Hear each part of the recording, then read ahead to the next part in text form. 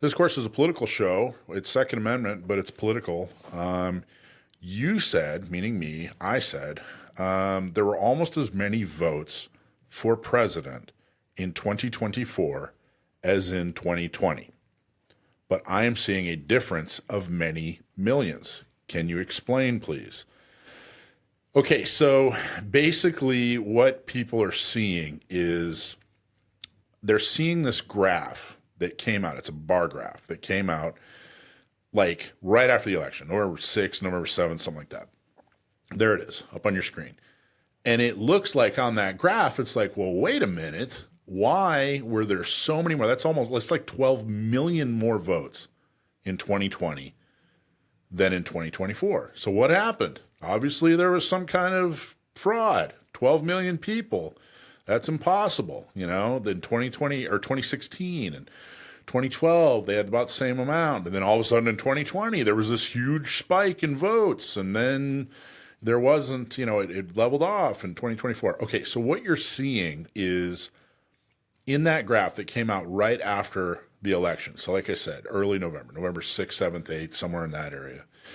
They're only showing in 2024 the number of votes that had been counted at that time.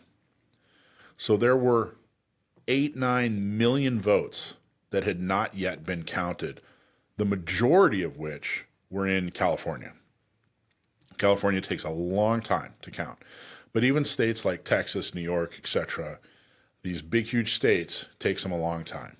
So when you see that graph, you're seeing like, hey, there was this big spike in 2020, and then it went back to normal in 2024. No, here's what actually happened. Show the next graph. I took the liberty of creating another graph here. In 2020, there were 155.5 million votes. That was the popular vote. Okay, 155.5 million. 81 million were for Biden, 74 million were for Trump. In 2024, after all the votes were counted, there was 152 million. So it was only about a 3 million vote difference. And on that graph, on the far left, you're seeing how many votes. The dark blue bar is Biden, and that's his 81 million votes. The red bar is Trump in 2020, and that's his 74 million votes. The light blue graph is Harris in 2024, when she got 75 million votes. And then the gold graph, or the gold bar, is Trump in 2024, and he got 77 million votes. So I just made that little graph. That's actually what it looks like if you put them, by candidate side by side. But then show the next graph, show the total. So that's actually what it should look like.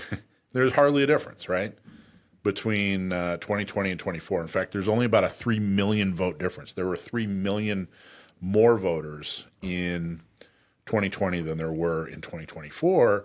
But when your totals are over 150 million, a 3 million difference in votes is hardly anything. And what's the reason? Why did it spike in 2020? Well, it spiked in 2020 because, COVID came around and they said, hey, we're going to do a bunch of mail-in voting. We're going to require or facilitate and encourage mail-in voting. Okay. So that made it easier for people to vote. So a bunch of people plus everybody was sitting at home. There wasn't a lot going on. So you didn't have to actually drive down to the polls. You didn't have to mail it in or whatever. Everybody did it from home. Rather, you could just mail it in. So everybody just voted from home, and it actually caused an enormous spike in voters. In 2024, there were 3 million fewer voters than in 2020, probably because there were 3 million people that just weren't excited about Trump or Harris. There were probably a lot of Democrats that just said, you know what, I don't like anybody. Now, Trump picked up about 3 million votes.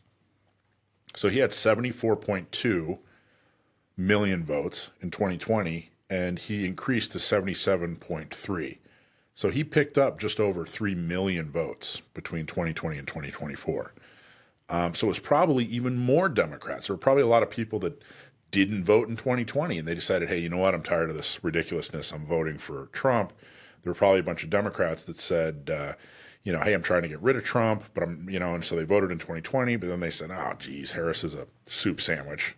So they didn't vote in 2024. So I'm not saying there was voter fraud. I'm not saying there wasn't voter fraud. What I am saying is that graph that you see on your screen right now, where, that was produced right after the election before all the votes were counted, you can't use the gap in 2020 and 2024 as some kind of evidence that there was some kind of voter fraud in 2020, because that's just not an accurate graph. You have to go, I would not look at any graphs that were created before, the end of December, because it took the entire month of November to really truly count, and then into December. Does that make sense? It does. Alicia? It does. Okay. Correct. Have you seen that graph before? The one that you made? No, but Not the one that I made. Correct? Yeah, no, I had not yet seen that Not one. my arts and crafts No, project. the one that you have up now, yes, I have seen that one before. Yeah, and that just came out. It was confusing, and I get it. Nobody was trying to mislead. It just kind of looked, whatever. But anyway. All right, so those are your Q's and your A's. Hey, everybody, thanks for watching. I'm Michael from Gun Owners Radio. If you liked what you saw, please don't forget to like, subscribe, share, and make a comment. Help us out. Go to gunownersradio.com. Thanks for watching.